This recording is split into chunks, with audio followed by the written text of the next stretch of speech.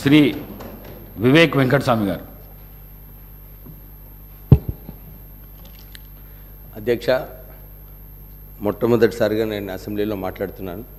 నాకు కొంచెం తెలుగు కూడా కష్టంగా ఉంటుంది, కొన్ని లోపాలు ఉంటే మీరు అరే పहले ही बोला अच्छा है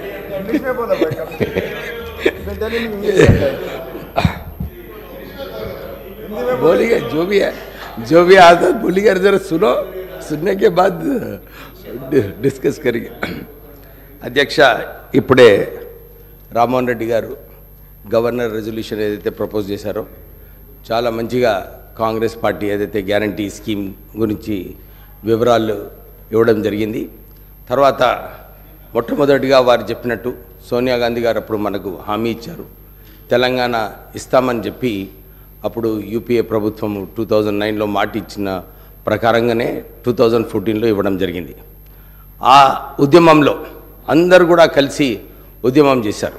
ప్రజలందరూ కూడా అన్ని వర్గాలు అన్ని కులాలు అందరూ కూడా మాకు తెలంగాణ కావాలని చెప్పి తెలంగాణ ఉద్యమంలో పాల్గొన్నారు.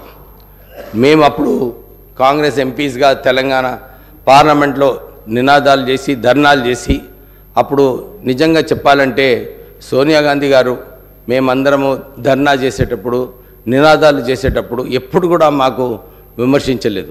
ఆమె ఎప్పుడు కూడా ఎంకరేజ్ చేసింది, సరే మీ అందరికీ ఆకాంక్ష ఉంది తెలంగాణ రావాలని, మీరందరూ కొట్లాడమని చెప్పి అప్పుడు సోనియా గాంధీ గారు మాకు సటల్గా ఆదేశాలు ఇవ్వడం జరిగింది. అలాగే నేను పొన్నం ప్రభాకర్ గారు, రాజగోపాల్ రెడ్డి గారు, రాజయ్య గారు, జగన్నాథం గారు, మేమందరం కూడా ఆ రోజులలో బ్యాక్గ్రౌండ్ వర్క్ అన్ని చోట్ల కూడా అప్పుడు గులాం నబీ ఆజాద్ గారు మా మంత్రి ఇన్ఛార్జ్గా ఉండే, వారికి ఎందుకు తెలంగాణ ఇవ్వాలి, తెలంగాణ ఇస్తే ఎట్లా తెలంగాణ బాగుపడుతుంది, తెలంగాణ అభివృద్ధి ఎలా అవుతుందని చెప్పి చాలాసార్లు ప్రజెంటేషన్ ఇవ్వడం జరిగింది. కీలకమైన సమయంలో అప్పుడు రాహుల్ గాంధీ గారిని నచ్చజెప్పి తెలంగాణ ఇస్తే బాగుంటుంది, తెలంగాణలో ప్రజలు ఆకాంక్ష ఉంది తెలంగాణ రావాలని చెప్తే అప్పుడు రాహుల్ గాంధీ గారు సోనియా గాంధీ గారు నిర్ణయం తీసుకొని మనకు తెలంగాణ ఇవ్వడం జరిగింది. మీకు అందరు తెలుసు, ఆ రోజు పార్లమెంట్లో గ్యాస్ విడుదల చేసినప్పుడు కూడా మన పొన్నం ప్రభాకర్ గారికి అప్పుడు హాస్పిటల్ కూడా తీసుకువెళ్ళడం జరిగింది. ఇవన్నీ అయినప్పుడు అందరికీ తెలంగాణ వస్తే ఒక తెలంగాణ బాగుపడుతుందని చెప్పి చాలా ఆశలు ఉండే తెలంగాణ ప్రజలకు.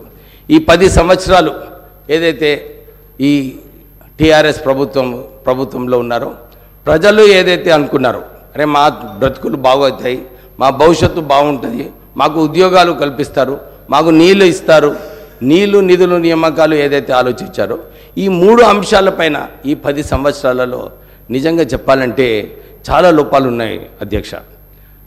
ఇంతకుముందు రామ్మోహన్ రెడ్డి గారు చెప్పినట్టు నీళ్ళ విషయము నేను తర్వాత తీసుకుంటాను, ఎందుకంటే ఆ కాళేశ్వరం ప్రాజెక్ట్ పెద్ద ప్రాజెక్ట్, అది దాని గురించి చాలా వివరాలు ఇచ్చే అవసరం ఉంది. రాష్ట్ర ప్రభుత్వం ఆల్రెడీ రేవంత్ రెడ్డి గారు ఒక నిర్ణయం తీసుకున్నారు, దీనిలో కాళేశ్వరం ప్రాజెక్టులో ఒక ఎంక్వైరీ పెట్టాలి. ఎందుకు ఈ ప్రాజెక్టులో ఏదైతే ప్రాణహిత చేవల్ల గురించి మా నాన్నగారు అప్పుడు వెంకటస్వామి గారు కొట్లాడి ఈ ప్రాజెక్ట్ శాంక్షన్ చేయించారు అప్పుడు. ఎందుకంటే అప్పుడు కేవలం ప్రత్యేకంగా తెలంగాణ ప్రజలకు నీళ్ళు వస్తాయి, 33,000 కోట్ల ప్రాజెక్ట్స్తో ఈ ప్రాణహిత చేవల్ల ఇంప్లిమెంట్ చేస్తే బాగుంటుందని చెప్పి అప్పుడు 11,000 కోట్ల రూపాయలు కూడా ఈ ప్రాణహిత చేవల్ల ఖర్చు పెట్టడం జరిగింది. కానీ కొత్త ప్రభుత్వం వచ్చిన తర్వాత గ్రావిటీతో వచ్చే ప్రాజెక్ట్ని తీసుకెళ్ళి కాళేశ్వరంలో పెట్టడము, ఇప్పుడు ఈరోజు కాళేశ్వరం ప్రాజెక్టులో ఏదైతే 5 సంవత్సరాలలో 1,200 టీఎంసీ నీళ్ళు ఏదైతే తెలంగాణ ప్రజలకు రావాలో దాంట్లో కేవలము 40-50 టీఎంసీలు ఇవ్వడం జరిగింది. 1,00,000 కోట్ల రూపాయలు ఖర్చు పెట్టిన తర్వాత సంవత్సరానికి 10,000 కోట్ల రూపాయలు మిత్తి అధ్యక్ష దానిపైన. అంటే ఈ ప్రాజెక్ట్ వయబిలిటీ ఉందా లేదా? అప్పుడు మాకు చెన్నూరు ప్రాంతంలో, మంతిని ప్రాంతంలో, మంచిర్యాల మా పెద్దపల్లి పార్లమెంట్ నియోజకవర్గంలో ఎప్పుడు కూడా బ్యాక్ వాటర్స్ నీళ్ళు రాకపోయేది. కానీ ఈ బ్యారేజెస్ కట్టిన తర్వాత ఈ బ్యాక్ వాటర్స్ వలన సుమారు 1,00,000 ఎకరాలు మునిగిపోవడము, అక్కడ మంచిర్యాల టౌన్లో ఇల్లులు కూడా మునిగిపోవడం జరిగింది. అయితే ఒక మంచి నిర్ణయం మా ముఖ్యమంత్రి గారు తీసుకున్నారు, దీంట్లో ఒక ఎంక్వైరీ పెట్టి నిజంగానే ఈ ప్రాజెక్ట్ ఏదైతే అంతకుముందు మహారాష్ట్రతో ఒప్పందం జరిగిందో ఇది నిజంగా రీడిజైన్ చేస్తూ ఇక్కడ మార్చే అవసరం ఉందా లేదా, దీంట్లో ఇన్ని వేల కోట్ల రూపాయలు ఎట్లా ఖర్చు అయినాయి? కాంట్రాక్టర్ అప్పుడు అందరికి కూడా అనుకున్నారు తెలంగాణ కాంట్రాక్టర్స్కి ఈ ప్రాజెక్ట్ లభిస్తుందని, కానీ మనం ఇచ్చింది ఈ కాంట్రాక్ట్ ఆంధ్ర కాంట్రాక్టర్స్కే. వాళ్ళు లాభం పొందారు, వాళ్ళు ధనవంతులు అయ్యారు, కానీ తెలంగాణ కాంట్రాక్టర్స్ ఎవరు కూడా ధనవంతులు కాలేదు. ఇప్పుడే మా గ్యారంటీ స్కీమ్ కింద 200 యూనిట్స్ ఫ్రీ ఎలక్ట్రిసిటీ కరెంట్ ఇస్తామని చెప్పి మా కాంగ్రెస్ ప్రభుత్వం ఇప్పుడే గ్యారంటీలో పెట్టడం జరిగింది. అతి త్వరలోనే ఈ స్కీమ్ ఇంప్లిమెంట్ చేయాలని చెప్పి ఒక రివ్యూ మీటింగ్ పెట్టినప్పుడు ఆశ్చర్యమైన విషయం బయటకు వచ్చింది. 81,000 కోట్ల రూపాయలు లోన్లు, దాంట్లో రుణం ఈ పవర్ యూటిలిటీస్లో ఉన్నాయి. దాంతోపాటు 50,000 కోట్ల రూపాయలు నష్టాలలో ఉంది పవర్ కార్పొరేషన్స్. అంటే రాష్ట్ర ప్రభుత్వము ఈ పవర్ యూటిలిటీస్ని నష్టంగా నిజంగా లాస్ మేకింగ్ యూనిట్స్ చేస్తూ ఈ సరిగా గవర్నెన్స్ లేకుండా ఈ పవర్ యూటిలిటీస్ అన్నీ కూడా వారు కష్టకాలంలో ఉన్నారు. అధ్యక్ష, నేను మా ముఖ్యమంత్రి గారిని నిన్న కోరడం జరిగింది. ఈ సింగరేణి సంస్థలో మా నాన్నగారు ఉన్నప్పుడు అప్పుడు 1150 మెగావాట్ల సింగరేణి పవర్ ప్లాంట్ స్థాపించడానికి మన్మోహన్ సింగ్ గారితో మాట్లాడి మా అన్నగారు వినోద్ గారు ఇంకా మా నాన్నగారు అప్పుడు కొట్లాడి ఈ ప్రాజెక్ట్ని తీసుకురావడం జరిగింది. దీంట్లో ఇంకొక 850 మెగావాట్ల పవర్ ప్లాంట్ పెట్టే అవసరం ఉంది. పెట్టినప్పుడు డెఫినెట్లీ మనం ఈ 200 యూనిట్లు ఏదైతే బీద ప్రజలకు ఇచ్చే కార్యక్రమం రాష్ట్ర ప్రభుత్వం తీసుకుందో దానికి సహకారపడేలాగా మన ఈ సింగరేణి పవర్ ప్లాంట్ కూడా సపోర్ట్ చేస్తుందని చెప్పి ఈ సభకు అధ్యక్షకు మీకు కోరుతూ, ఈ ప్రత్యేకంగా ఈ 10 సంవత్సరాలు ఒక నియంతృత్వ పాలన ఉండే. ఇప్పుడే వారు చెప్పినట్టు ఏ ఉద్యమం పోయినా కానీ అందరినీ అరెస్ట్ చేయడము, ఇంట్లో ఒక గంటలాది వాళ్ళందరికీ కూడా పోలీస్ స్టేషన్లో తీసుకెళ్ళి పొద్దున్న నుంచి సాయంత్రం వరకు పోలీస్ స్టేషన్లో పెట్టడము, తప్పుడు కేసులు పెట్టడము, అంటే ఈ నియంతృత్వ పాలన. ఎందుకంటే నేను మొన్న ఎలక్షన్ క్యాంపెయిన్లో పోయినప్పుడు కూడా ఇదే చూశాను. అందరూ కూడా ఇదే చెప్తున్నారు, సార్ ఈ పోలీస్ వ్యవస్థ ఈ టీఆర్ఎస్ నాయకులు ఏదైతే వాడుకున్నారో ఇష్టం వచ్చినట్టు అక్రమ కేసులు పెట్టడము, వారిని ఎస్సీ ఎస్టీ కేసులు పెట్టి రోజు వేధించడము, ఇవన్నీ కూడా ప్రజలందరూ కూడా నచ్చలేదు. అధ్యక్ష, ఈ నియంతృత్వ పాలన పోవాలనే ఈసారి ఈ ఎన్నికలలో ప్రజలందరూ కూడా ఒక స్పష్టత ఇచ్చినారు. కాంగ్రెస్ ప్రభుత్వం రావాలి, మళ్ళీ ఒక ప్రజాస్వామిక తెలంగాణ రావాలని చెప్పి ప్రజలందరూ కూడా ఎన్నిక చేయడం జరిగింది. రేవంత్ రెడ్డి గారు ముఖ్యమంత్రి గారు అదే దాని ప్రకారంగా ఏదైతే ప్రజలు ఆశించారో ఒక ప్రజాస్వామిక తెలంగాణ ఉండాలని చెప్పి ఆల్రెడీ ప్రజావాణి కార్యక్రమంలో ఇది ప్రజల ప్రభుత్వం అని చెప్పి ఆల్రెడీ ప్రగతి భవన్ ఏదైతే ఇంపాక్ట్ కౌన్సిల్ ఉండేనో ఇవన్నీ కూడా తొలగించి ప్రజలకు అక్కడ యాక్సెస్గా చేయడం జరిగింది. అరే సార్ నైతే అబ్బితే కాంగ్రెస్ మే కౌశిక్ నువ్వు కూడా ఉన్నావు అప్పుడు, అట్లా ఉండే నా నిజంగా చెప్పు, ఎప్పుడు లేకుండే. సో మీరు మాట్లాడండి. అయితే మనం ఆల్రెడీ ఒక ప్రజాస్వామిక తెలంగాణ రావడం జరిగింది. ప్రజలందరూ కూడా సంతోషిస్తున్నారు, ఇదే అంటున్నారు, మాకు ఇలాంటి ప్రభుత్వం అవసరము, ప్రజల వైపు ఉండాలి, ఇలాంటి ప్రజా దర్బారులు. రేవంత్ రెడ్డి గారు కూడా ఇదే ఆలోచించారు. మేము డిస్ట్రిక్ట్స్లో కూడా ఈ ప్రజా దర్బార్లు ప్రారంభించి ప్రజల సమస్యలు ఏమున్నాయి మీరు చూసుకుంటే చాలా చోట్ల కూడా ఇదే ఉంది. ధరణి పోర్టల్లో అవకతవకలు, ధరణి ప్రజలకు మంచినీటి సౌకర్యం, మనం మిషన్ భగీరథి చాలా పెద్దగా చెప్పుకున్నాం. అప్పుడు కాంగ్రెస్ హయాంలో ఆర్డబ్ల్యూఎస్లో 70% వరకు మంచినీటి సౌకర్యం అప్పుడు కల్పించడం జరిగింది. కానీ ఈ మిషన్ భగీరథి వలన చాలా చోట్ల కూడా నా చెన్నూరు నియోజకవర్గం, మంచిర్యాల, ఇక పెద్దపల్లి పార్లమెంట్ నియోజకవర్గంలో నేను ఎన్నిసార్లు వెళ్ళినప్పుడు ఇదే అడిగినాను, అరే మిషన్ భగీరథి నీళ్ళు వస్తున్నాయా లేదా? అప్పుడు టీఆర్ఎస్ ప్రభుత్వం చెప్పినారు, మేము ఇంటింటికి నీళ్ళు ఇవ్వకుంటే మేము మళ్ళీ ఓట్లు అడగమని చెప్పినారు. ఇచ్చినారా లేదని చెప్తే నిజంగానే ఆశ్చర్యపడిపోయినాయి. చాలా చోట్ల కూడా 90% ఏరియాస్లో ఇతర డిస్ట్రిక్ట్స్లలో కూడా మిషన్ భగీరథి ఫెయిల్ అయిపోయింది అధ్యక్ష. అంటే సుమారు 60,000 కోట్ల రూపాయలు ఖర్చు పెట్టినారు, కానీ ఏమైనా ఈ మిషన్ భగీరథి నీళ్ళు మా ప్రత్యేకంగా మొన్న ఎలక్షన్ క్యాంపెయిన్లో చెన్నూరులో చాలామంది అన్ని గ్రామాలలో ఇదే అంశం, మాకు మంచినీటి సౌకర్యం సరిగా లేదని. అంటే ఈ రాష్ట్రం ఏదైతే మిగులు రాష్ట్రం ఉండేనో 60,000 కోట్ల మిగులు బడ్జెట్ ఉన్న రాష్ట్రానికి ఈరోజు సుమారు 6 లక్షల కోట్ల అప్పు అయిందంటే ఎక్కడ ఖర్చు పెట్టారో మాకు నిజంగా అర్థం కావట్లేదు. ఎందుకంటే గ్రామాలలో వెళ్ళినప్పుడు సరిగా మంచినీటి సౌకర్యం లేదు, సరిగా రోడ్లు లేవు. ప్రజలందరూ కూడా ఈ 2 అంశాల మీద చాలామంది ఇదే ప్రశ్న వేస్తున్నారు మాకు. ఇక డబుల్ బెడ్రూమ్ ఇల్లు సంగతి అయితే వాళ్ళందరికీ మంచిగా తెలుసు. ఎక్కడ కూడా గ్రామాలలో ఏ డిస్ట్రిక్ట్లో కూడా ఇల్లులు కట్టలేదు. అందరికీ ఇదే అడుగుతున్నారు, సార్ మాకు ఇందిరమ్మ ఇల్లులు ఏదైతే అన్ని పాతకాలంలో వచ్చినాయో మళ్ళీ మీరు ప్రారంభం ఇస్తే బాగుంటుంది, మీరు గ్యారంటీ కార్డులు పెట్టినారు, నిజంగా మాకు 5 లక్షలు ఇస్తారని చెప్పి చాలామంది అడగడం జరిగింది. మేము ఇదే వారికి విశ్వాసం ఇప్పించినాము.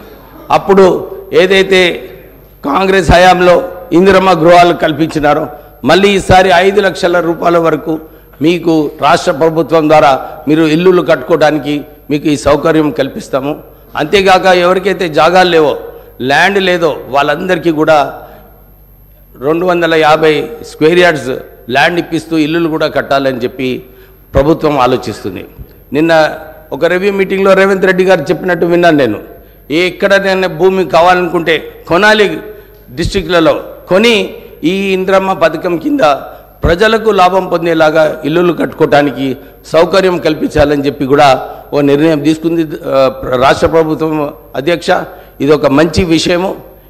ఇలా ఇవన్నీ కూడా చూసుకుంటే తెలంగాణ ప్రజలు ఏదైతే ఆశిస్తున్నారో ఒక ప్రజాస్వామిక తెలంగాణ, ఒక ప్రజల తెలంగాణ, ఇందిరమ్మ హయాంలో ఏదైతే జరిగిందో పరిపాలన అలా ఉంటే బాగుంటుందని చెప్పి ప్రజలందరూ కూడా ఆలోచిస్తున్నారు.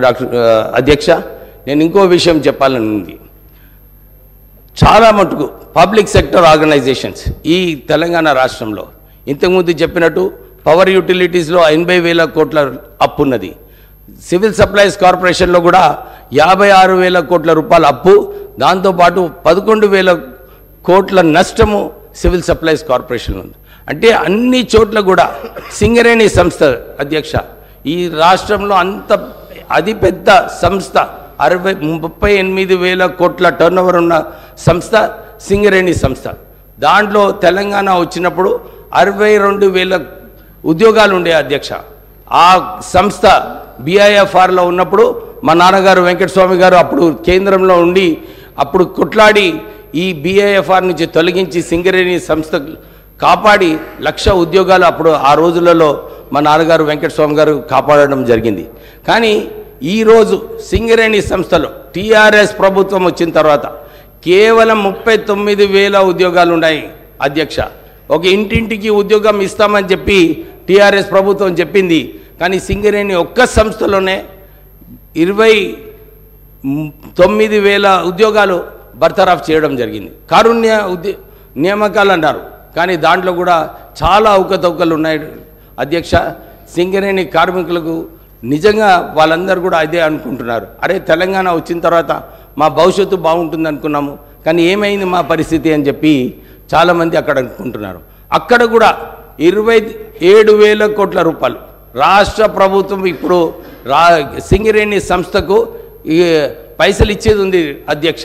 అంటే ఆ సంస్థను కూడా అక్కడ కూడా పాత రాష్ట్ర ప్రభుత్వము అక్కడ కూడా సింగరేణి నుంచి పైసలు తీసుకొని ఇవ్వడం లేదు అధ్యక్ష. అంటే ఈ ఇన్స్టిట్యూషన్స్ ఏదైతే సరిగా నడిచే ఇన్స్టిట్యూషన్స్ ఉన్నాయో అన్నీ కూడా సరిగా నడపకుండా అన్ని లోన్లలో రుణాలలో ఉంచి ఈ రాష్ట్ర ప్రభుత్వం ఏదైతే అప్పుల రాష్ట్రం చేస్తున్నారో ఆ పాత రాష్ట్ర ప్రభుత్వము అప్పుల రాష్ట్రం చేసి నిజంగానే ఒక వైట్ పేపర్ ఏదైతే రేవంత్ రెడ్డి గారు ఆలోచించారో తీసి నిజంగానే ప్రజలకు తెలవాలి.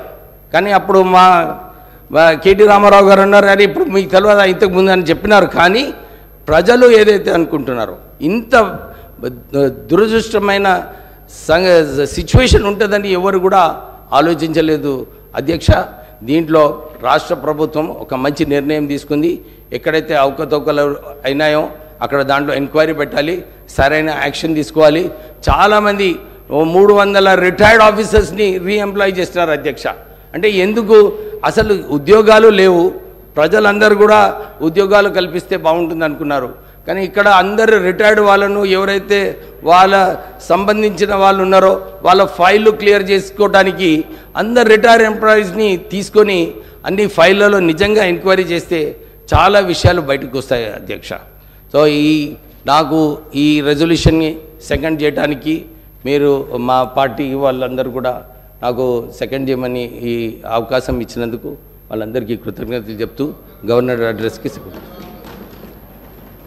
అనురాగానికి అమ్మ ఆదర్శం, ఆరోగ్యానికి Shri Sai homeo stores and clinic. అనుభవం, అర్హత, అంకిత భావం కల డాక్టర్లచే చికిత్స. అన్ని రకాల ఆరోగ్య సమస్యలకు నమ్మకమైన ఎంపిక Shri Sai homeo stores and clinic. Diabetes, కీళ్ల నొప్పులు, సయాటికా, వెన్నుముక సమస్యలు, థైరాయిడ్, నిద్రలేమి, మానసిక సమస్యలు, ఋతు సమస్యలు, అన్ని రకాల దీర్ఘకాలిక వ్యాధులకు ప్రత్యేక హోమియో వైద్యం. అందరికీ అందుబాటులో అంతర్జాతీయ హోమియో వైద్యం Sri Sai homeo stores and clinic. మీ ఆరోగ్య సమస్య ఏదైనా ఇప్పుడు పరిష్కారం సాధ్యం. సైడ్ ఎఫెక్ట్ లేని వైద్యంతో సంపూర్ణ ఆరోగ్యం కొరకు సంప్రదించండి Sri Sai homeo clinic and stores, Bhavani Nagar, Ambedkar Nagar road, old Alwal, Secunderabad. సంప్రదించాల్సిన ఫోన్ నంబర్స్ 9000751751 మరియు 9000422525.